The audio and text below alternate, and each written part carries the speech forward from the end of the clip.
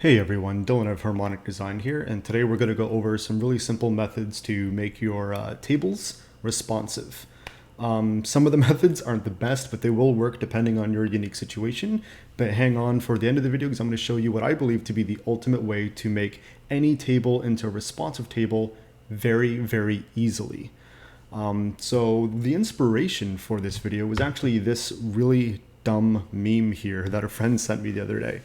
It's just, if you're a developer and you have to deal with responsive design, this is kind of funny, except I disagree with this meme pretty wholeheartedly. I don't think that either of these are the best way to do it. Just the meme is here, we got like a long straight snake. And the question is, well, okay, that's how it looks on desktop. How would you make it look on a phone? And they went with two versions here. They went just, kind of flip it over and make it top to bottom vertical and coiled up for some reason. So it's basically a completely different element. Or you can actually shrink it down, but without using aspect ratio. So I get that it's just a meme and it's funny. It's a snake. I get it. But from an actual responsive design perspective, both of those solutions are pretty terrible. You have the first solution here, which is basically just show a completely different element, which would, you could technically accomplish that. For example, for simplicity, let's imagine that these were just images.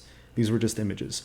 You could accomplish that by having this image show by default on desktop, but on mobile, show this image and hide this image, right? So that's one way that you could accomplish that type of thing. And then this one here is just you're basically shrinking and also stretching the image, which is just like, why would you ever do that? You can just scale to aspect ratio. I think a more interesting idea is imagine this was, I don't know, a pool cue or something like that. On desktop, you could have it just standard landscape mode, but on mobile responsive, you could basically just use like a CSS transform to rotate the whole image vertically. So that's just like one idea that you could have. The point is, this meme, as kind of dumb and silly and fun as it is, it got me kind of thinking about different types of elements and especially how you would deal with tables, since tables is something that they're really hard to force to be responsive. That's why you'll actually see a lot of websites don't actually use tables to display data and will instead just use like divs to do that. That way it's much easier to collapse and make responsive. But we're not doing that today. Today what we're going to do is we're going to actually use traditional old school tables, make them responsive. So just before we get into it, I'm just going to show you some of the basic CSS I have going on here. 99% of this is just style. It's not actually relevant to the responsiveness, but I just want to go over it just so that you know what's relevant and what's kind of artistic. So first I just have some basic resizing stuff. Absolutely nothing important here of note. None of this is important. And here was where we get some relevant stuff. So by default, all of the tables in these examples just have width set to 100.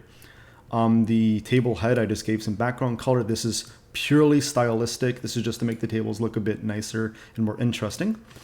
Here's something that will become relevant in a later example, but it's primarily style over substance. There's one example where this CSS selector actually does bring a little bit of functionality to make it go from kind of not very usable to, yeah, I guess it's usable. Other than this, I have sections. So every table is going to be contained in a section for this example. And the main reason is because I want to show you like visually kind of like where the section, where the content of the site is, so that you can see when the table extends outside of that content, which is what we're ultimately trying to avoid here. And then I just have different CSS styles for the different examples here. But we'll get into these in a moment.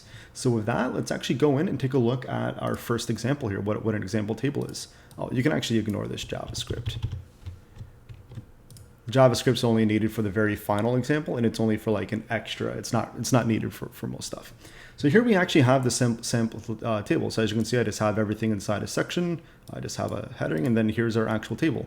I have a table head just to show what the top table head will be, and then the body is just like an example of like a chart. And that's it. Literally every single example uses pretty much the exact same HTML with exception to the final solution. So with that, let's actually go in and take a look at what it looks like. So this is what the first example will look like. Everything that you just saw, this is what it looks like. And here's an example of why tables need to be responsive and what goes wrong when they're not. So as you can see here, the content width is actually this dark gray box here, But as you can see, because the table is so large, because there's so much data here, the table actually extends outside of that, which looks obviously broken and wrong.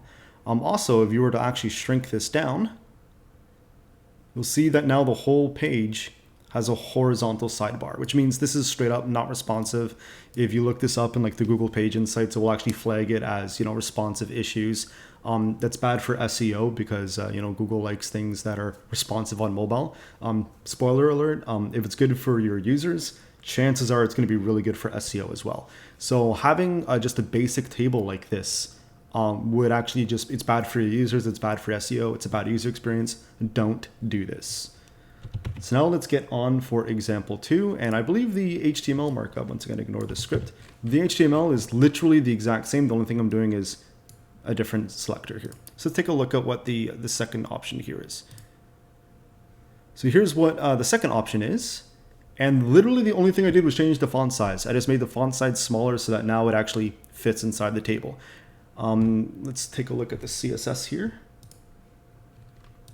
Here we go, font size. That's the only CSS change I did. Hey, if the table's too big, let's make it smaller, right? Let's go take a look at what that looks like, and this is what that looks like. So you can see the table actually now fits inside the container. Great. And you know what? It's actually a little bit responsive now because we have a bit of extra space here. We have a bit of extra breathing room. So if I actually reduce the size of this, you'll see, look at that. The table actually shrinks and it feels a bit more like a responsive table now. See? Content's even dipping down, but once you hit a threshold, basically, for example, here, Wednesday is so large, Wednesday can't drop down on multiple different lines. So this cell is as small as it can possibly get. So once you hit this threshold, the responsiveness breaks again. No longer responsive. So this is a solution that will work for you in very rare circumstances. Obviously, I do not recommend it. But now we're getting into some of the more interesting things. So here we are on the third example. And what I've done here is I've made every TH and TD display block, and I've aligned the text center. This is the first example that is truly responsive. This will not flag any responsive errors with Google. It will actually, contain and be as good as it needs to be on the site. This is by far the best solution that we've had so far, but it's still not a good solution. So let's go take a look at that. So example 3 here. So as you can see, we basically just turned every cell and just put it on its own line. But this is technically responsive because if I go like this, you can see the whole thing is responsive now. The whole table is responsive technically. Of course, the validity of how much I'd recommend using this method for you completely depends on your table and the way that your data was kind of laid out. For instance, this is a very simple example. It's just like an employee schedule. So we can see employee, Monday, Tuesday, Wednesday, Thursday, Friday. Santa, Monday, Tuesday, Wednesday, Thursday, Friday. We can contextually still follow along and see that, it makes sense and that, this is a fairly simple table to follow along. So, I mean, this solution would probably work here. And especially if you're on like something with a mouse over, because remember when I said this only really has one practical use case? Well, this is that use case, because now if I highlight it, it highlights the whole row, just making it that much easier to pick apart which one belongs to which employee. And, once again, you can contextually know that, Monday, Tuesday, Wednesday, Thursday, Friday. But of course, this is only a good solution depending on your table. And at the end of the day, it's not really a good solution because even though you technically have a responsive table, you've kind of broken the functionality of what a table is. It's a table that you're no longer actually using as a table. So what's the point, right? It's not a very good solution in that regards. But the next example is an example that I would recommend doing pretty much every time. If you have a table, no matter what the table is, if you use this next example, it's going to be a good example. I'd recommend it even. So let's go take a look at this CSS here. This is basically it. Overflow-auto. This is the secret sauce. This is what you need to turn every single table into a responsive table. And this is also the first example where the HTML markup changed a little bit. Let's go take a look at the HTML here. Once again, you could ignore the script. So basically the only difference here is, oh, sorry, this isn't the first one with it's the next example. My bad. Yeah, the only thing here is I literally said, this ID overflow auto. Go take a look at that.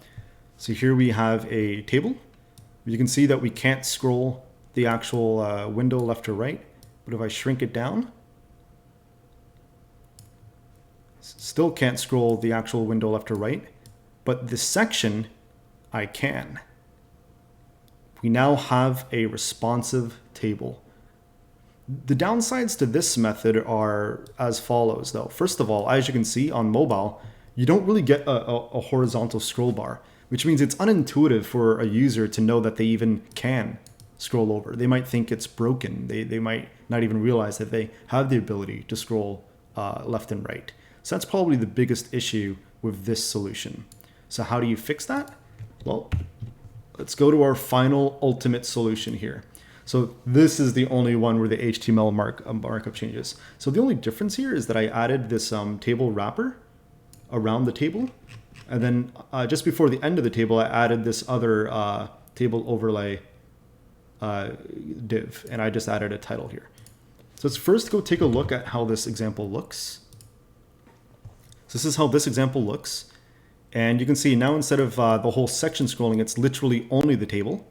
And you'll also see that there's this, this is what the overlay is. And it's basically just a visual notification to help make it a bit more obvious for users that like, hey, you can scroll over here.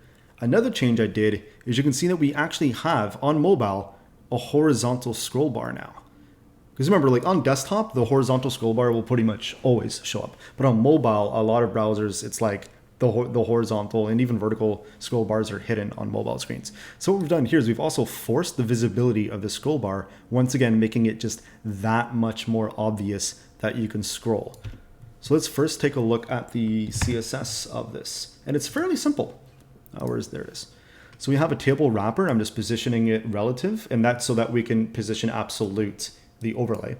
And I'm obviously adding the overflow auto. And then I'll keep in mind, a lot of this is just design oriented. The real thing here is just position absolutes. And then I'm just, I mean, if you're watching this video, I hope I don't need to explain this. I just put a nice little linear gradient here. And I made it so that when you mouse over it, the opacity goes to 0. And that's mainly for desktop. So for instance, if I were to load this on desktop, because like right now it's hiding, see how it's like covering part of the table? Well, right now this works perfectly if the table actually does overflow. But what if it's a small table, right? What if it's a small table and you only have, I don't know, 3 columns and you can't scroll? Well, now all of a sudden it's possibly covering important information. So that's why I have this, opacity 0, just to make it so that in a rare case like that, it's still usable. And this is also where that JavaScript comes in. So if I go back to here, you can see this is the only one where I had a little bit of JavaScript. You technically don't need this. There's ways to get around it, but I personally feel that this is just the best solution. So what I'm doing here is I'm just grabbing, every table, looping through it, adding an event listener for when we scroll. And what I'm doing is I'm saying, hey, if you scroll, just remove that overlay div. That way, when we scroll, the overlay goes away and you can just continue, because the idea here is that that overlay is there to let a user know that, hey, you can scroll horizontally here. Once they've scrolled horizontally there, you don't need to tell them to do it again. They already know. And plus it's I can actually show you. So what I've done here is I just commented out the remove just so I can show you why this is a really good idea. So right now it's here, but if I scroll without removing it, oh shit, I just, I'm an idiot. I just got stuck in an infinite loop. Let's get rid of that. I just stuck myself in an infinite loop there. That was dumb.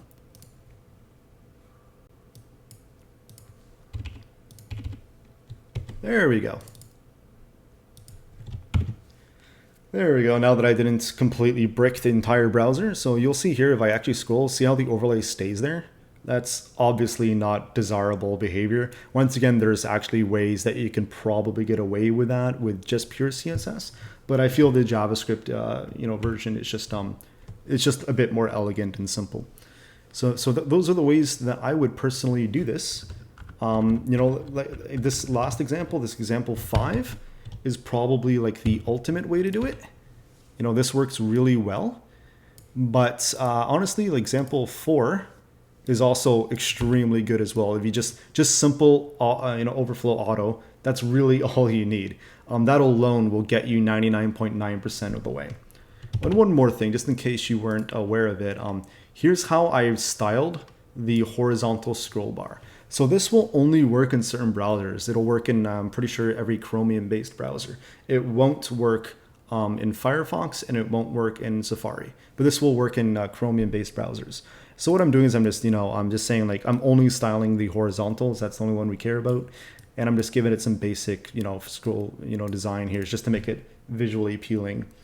And that's basically it. That's how you get a horizontal scroll bar for tables, to basically guarantee that your tables will pass responsive capabilities, as well as still actually acting and behaving as a table, doing what a table was designed to do, which is to basically display and lay out a grid system of data. So I hope you learned something. I hope that this wasn't just a complete rambling mess, and have a good one.